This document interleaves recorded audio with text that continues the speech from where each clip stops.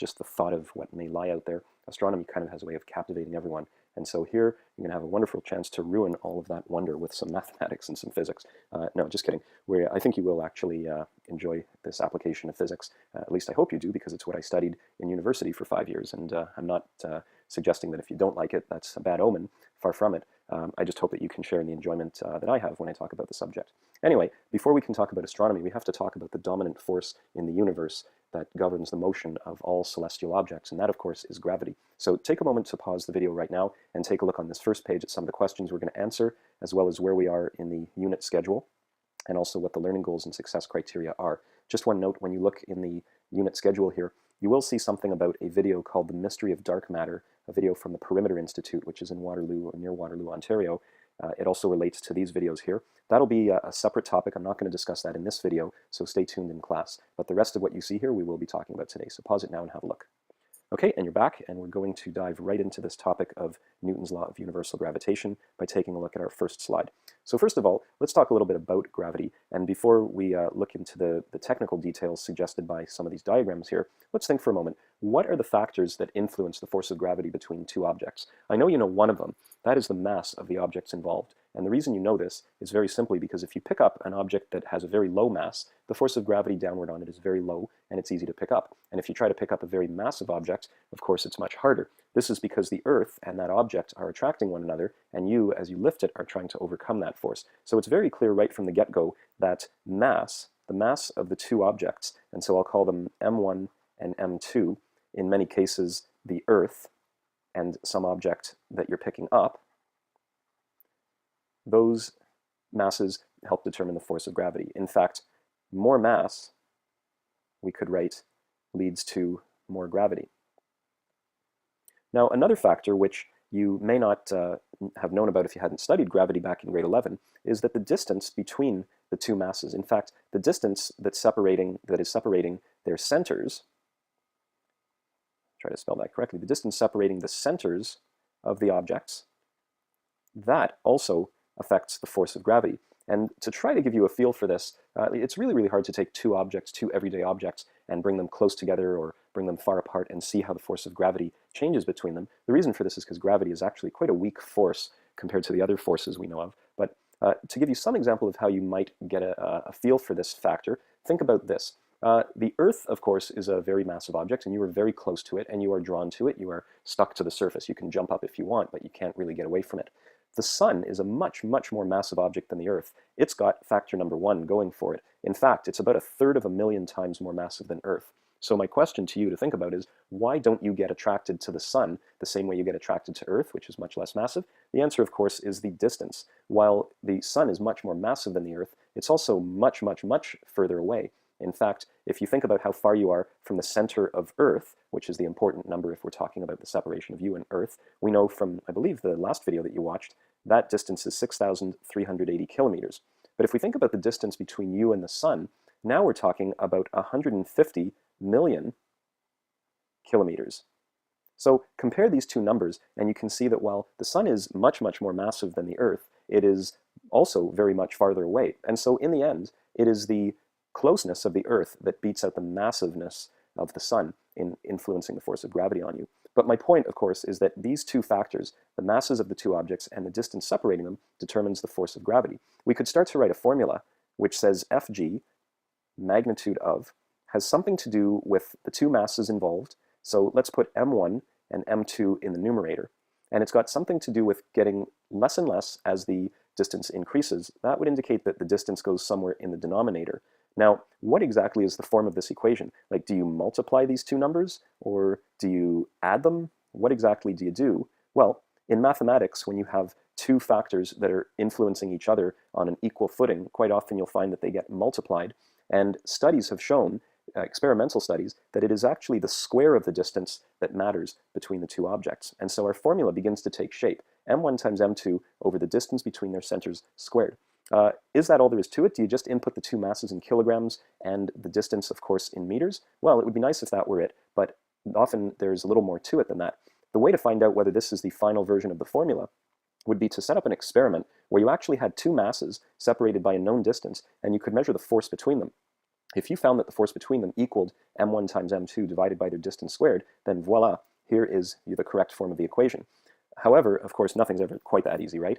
An experiment, rather, which is highlighted in your book, this is figure 3, we're in section 3.3, of course, of the book called Physics 12 by Nelson, to give credit where credit is due. This diagram here that you'll find in your book describes well, in part A, a rather tricky-looking experimental setup by this gentleman named Henry Cavendish many moons ago, no pun intended, and then you'll see a simplified version of the diagram below. Let's look at the simplified version to see how Cavendish checked out whether this was the final form of the equation. He took a number of masses, 2 heavy masses that you see here, and 2 lighter masses that you see here. He hung them from a very thin thread, or possibly a metal cord, I don't know which. I'd have to look it up to find out.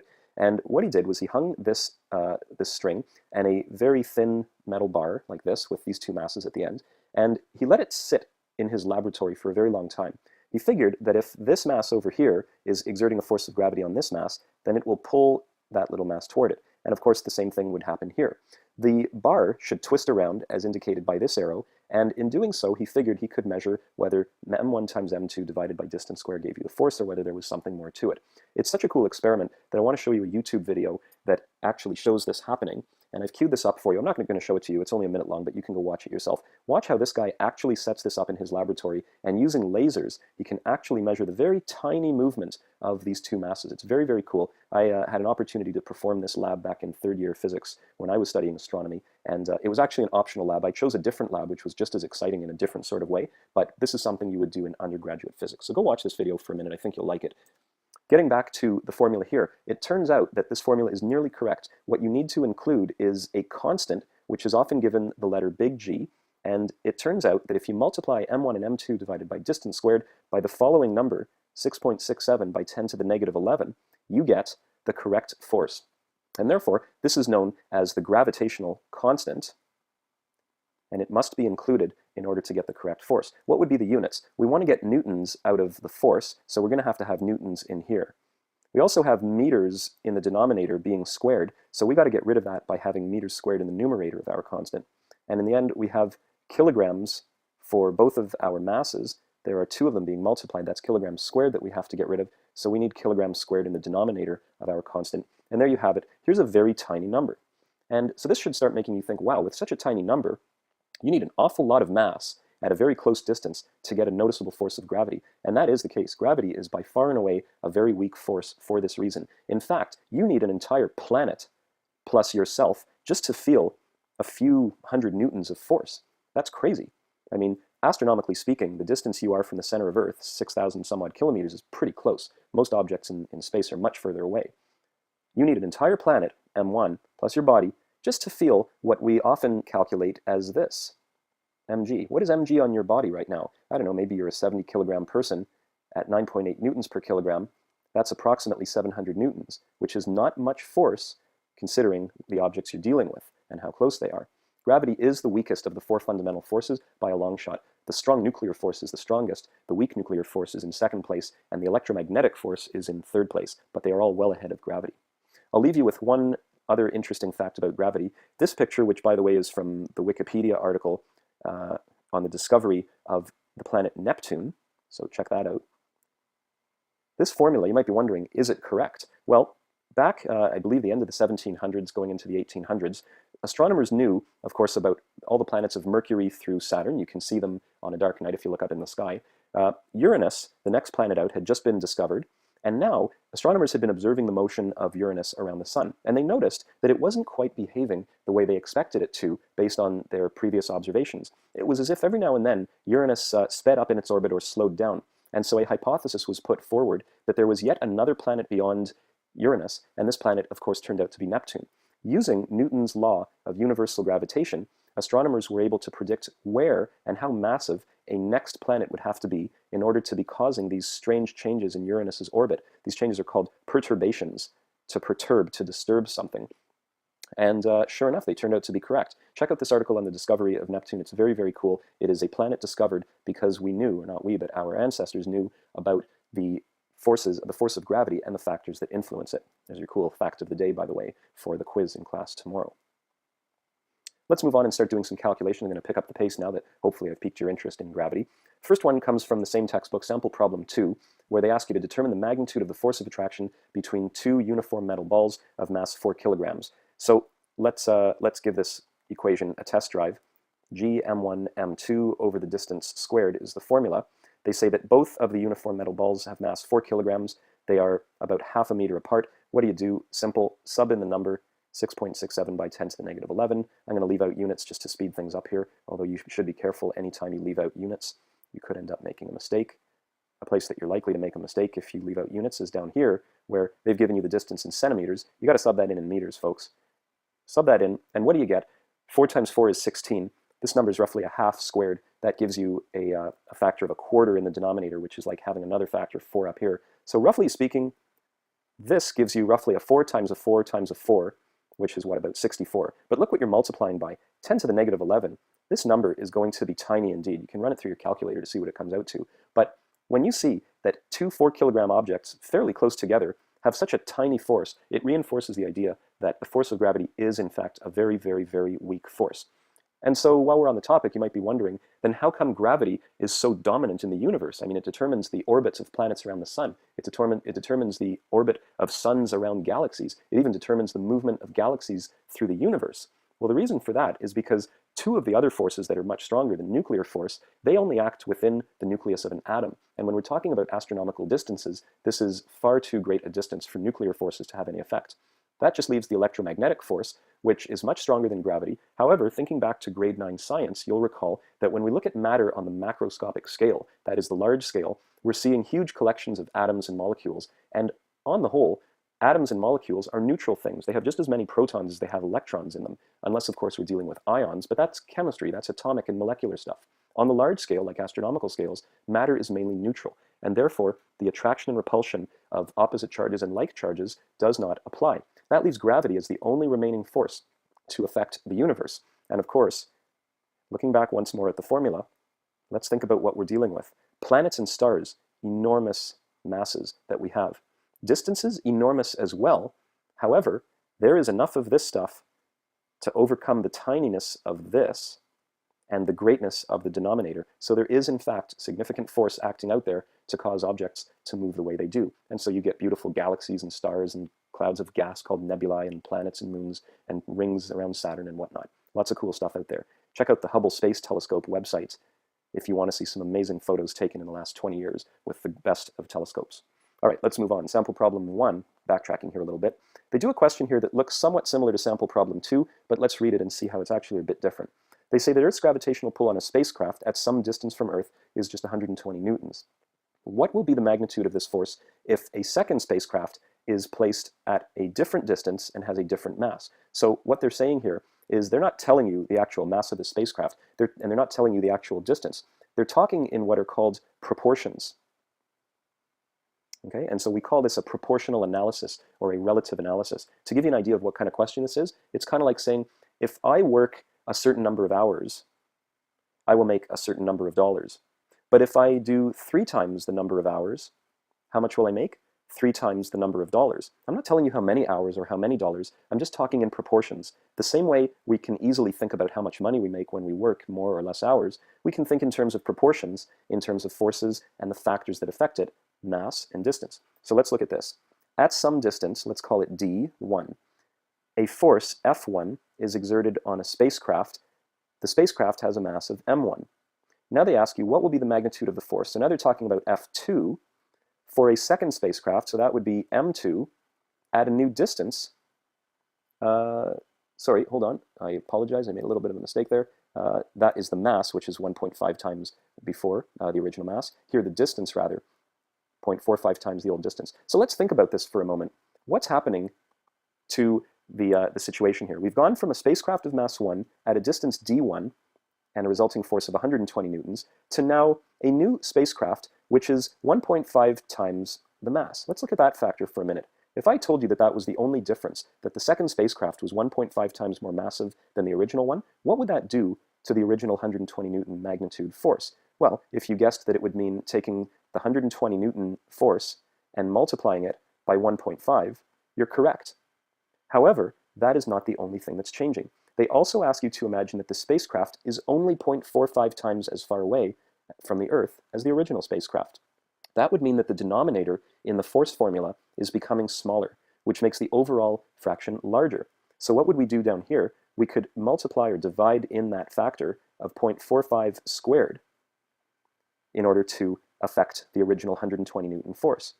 What is the other mass? I only have one mass up here. The other mass, which is the same in both cases, is Earth. Earth is one of the m's in this analysis. The other m is the spacecraft, and of course the distance being d in the denominator there. So try this and see what you get as your new force. It should be quite a bit larger than the 120 newtons we started with. It should be times 1.5 divided by 0.45 squared.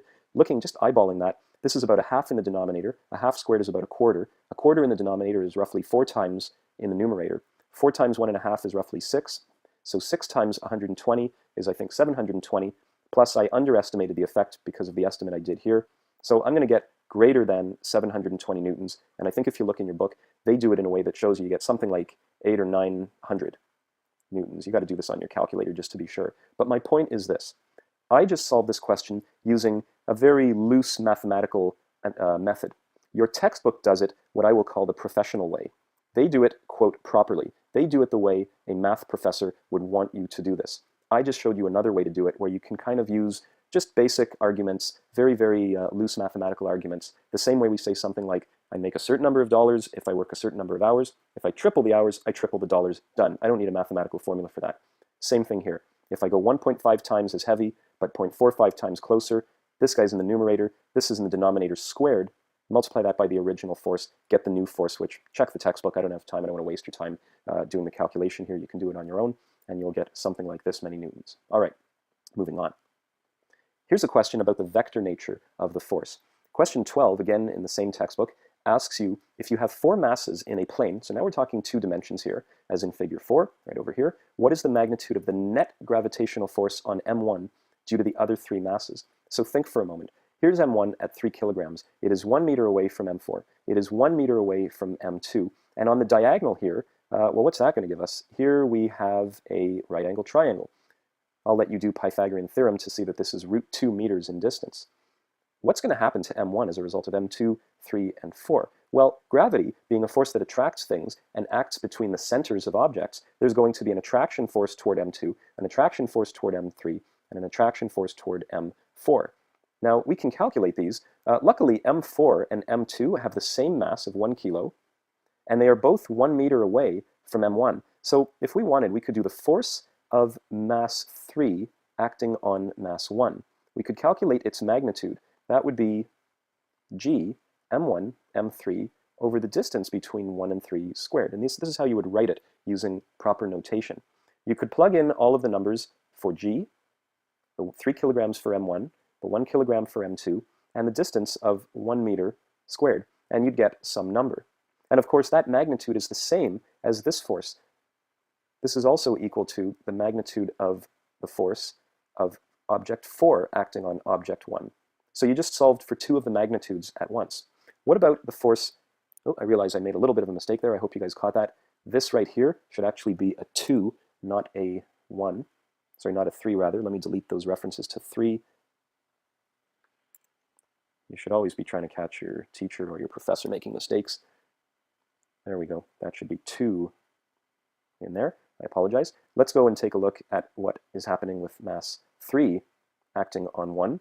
This, of course, would be g, m1, m3 over the distance between 1 and 3 squared. So now we're talking about the diagonal here, and you're going to sub in the numbers of 3 kilos for this, 4 kilos for that, and root 2 meters for this, and don't forget to square it, and you'll get some number. Now, what do? They're asking for the net gravitational force on m1.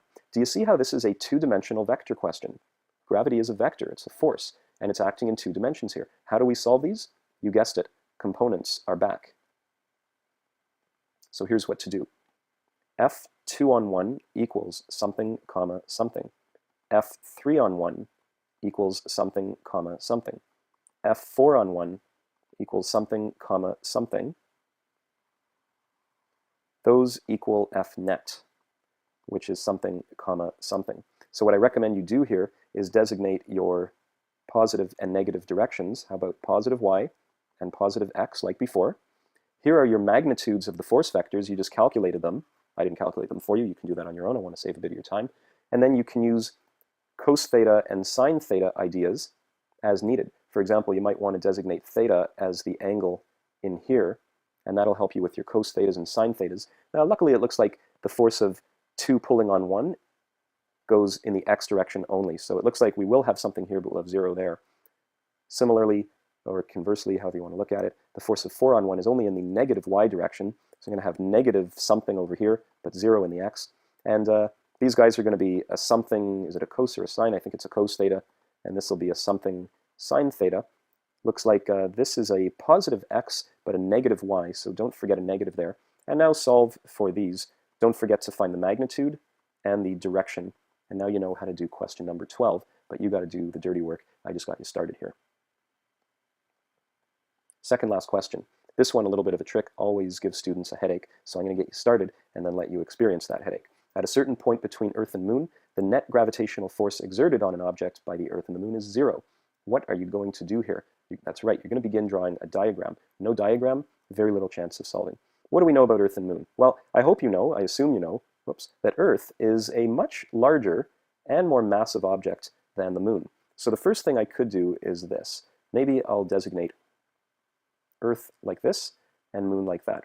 And being a curious kind of guy, I might head over to the internet and I might look up something like Earth physical data and see what comes up. Probably Wikipedia is going to come up. Oh, well, it's third. Let's take a look there. Get some physical data for the Earth. Here it is. Looking good, Earth. Okay, and you can find some things in there, such as the Earth's radius, you can find its mass, and so on. You can do the same for the Moon, and you will find the Earth is quite a bit more massive. It's almost 100 times as massive. In fact, they tell you here, the Moon is only 1.2% the mass of Earth. So let's write that out. How do you write that out mathematically? You could write the mass of the Moon equals 0.012 the mass of Earth. That's how we write that mathematically. Also, looking back at this data sheet here, you can find out what is the radius of Earth, which of course you guys already know. You know that the radius of Earth is something like 6380 kilometers, I think your book says. And if you look up the radius of the Moon, you'll find that it's about 1/4 of that number. So 1/4 of 6380 kilometers. I think it's around 1750 kilometers. That's a number that sticks in my head. I don't have my calculator with me, so you can calculate that if you want. 1750 kilometers, roughly. Now, they tell you here that the Earth and Moon are separated by 3.84 times 10 to the 5. That's 384,000 kilometers. So let's draw that in. This is the separation between their centers. So drawing a diagram is going to show you something very important here. If this is 384,000 kilometers, folks, compared to a few thousand kilometers in radius here, and just 1,000 or 2,000 there, what is this telling you?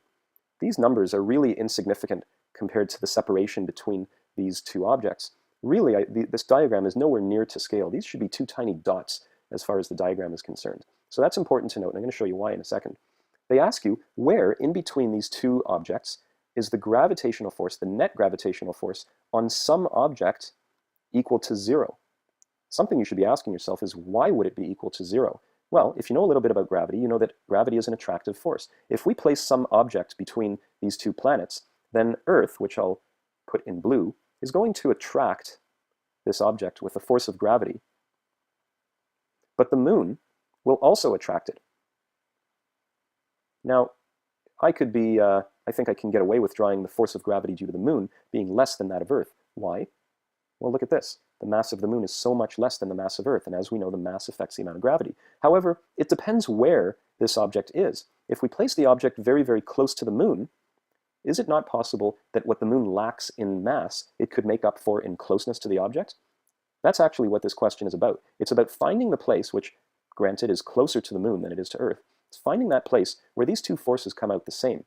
So here's what I'd like you to do. First of all, let's get rid of this. It makes it look like the point is exactly in the middle, and clearly it can't be. So what I'd like you to do is first use some logical or critical thinking to realize that the point is going to be closer to the Moon. I'm also going to clear off a little bit of clutter here. Let's get rid of that. Okay, and for that matter, let's get rid of the radius of the Moon there, because that doesn't really figure into this for reasons I've already discussed. Let's put the moon back together. There we go. Okay, so here's where the object is. How far is it from the moon? Well, the answer is I don't know. And in math, I don't know is x. And if that's x, then this distance here is 384,000 kilometers minus x. Of course, you can't be in kilometers. Watch those units. Tack on 3 zeros to get into meters, and now everything's fine. So these are the distances here. And at this imaginary distance, or not imaginary, there is a real distance like it, but at this point that we're imagining, the force of gravity due to Earth, weak because we're so far away, but massive because Earth is so massive, that force is the same as the force of gravity due to the moon, strong enough because we're close, although weakened by the fact that the moon is not as massive as Earth. So what we've really got is this kind of thing going on. Somewhere, these two forces will be equal. Do you see where this is going? We want the force of gravity for Earth to equal the force of gravity for the moon. And we know that these are g, mass of Earth, mass of some object that we don't know about yet, divided by some distance, in meters please, squared. That's supposed to be equal to g, mass of the moon, times the mass of the object. Remember, we're talking about the force of gravity on the object, which is why I've included that on both sides. And this will be x squared. And this is as far as I'm going to take you, because I think at this point, if you use a little bit of your algebra skills, this becomes primarily an algebra problem, and if you use a little bit of the given information over here, you ought to be able to solve for the value of x and answer part A. Where is this point? There is another part to this question that I'm not going to discuss in the video. It's part B. It always throws students for a loop. It's a little bit hard to imagine, but if you get to part B, you can come and talk to me in class and we'll discuss. All right, finishing off now, last question. I've basically shown you how to do all of the hard questions, so I know it's a long lesson today, but you're getting a lot of the homework done as well. A geosynchronous satellite. This is another astronomy application, a special type of satellite that we're going to learn about right now. It's a type of satellite that remains at the same location above Earth's equator as it orbits Earth. What kind of satellite would we want to have above Earth which stays above the same location? Which is to say that as the satellite goes around the planet, maybe it's a communication satellite, maybe it's a weather satellite, maybe it's a GPS satellite, maybe it's a spy satellite, who knows? As the satellite goes around Earth, it stays above the same location? How can this be? I thought satellites were orbiting in circles. Well, satellites are orbiting in circles. However, the Earth is also spinning, remember.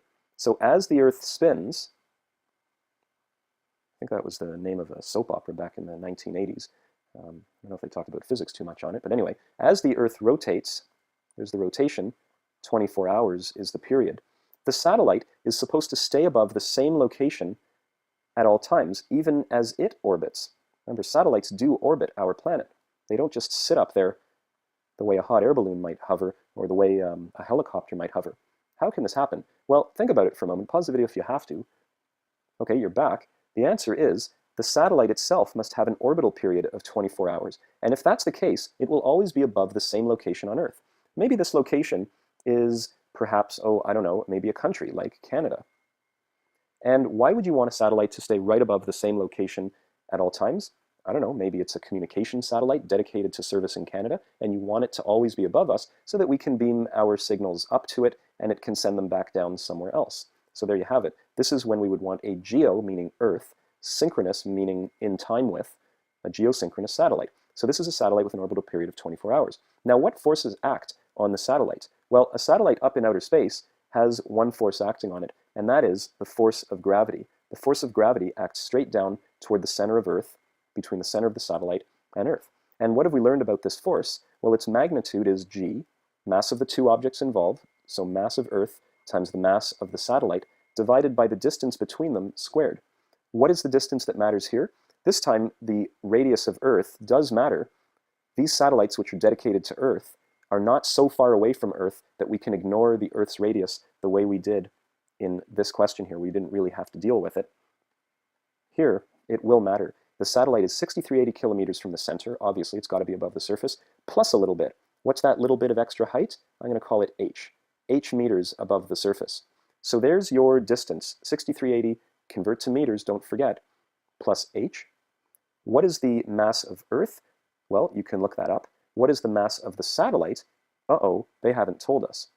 What do we do? Well, let's think about this. The satellite is assumed to be in circular orbit around the Earth.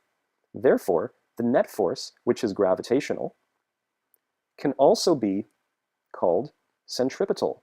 Here's where the circular motion ideas from this unit come into play.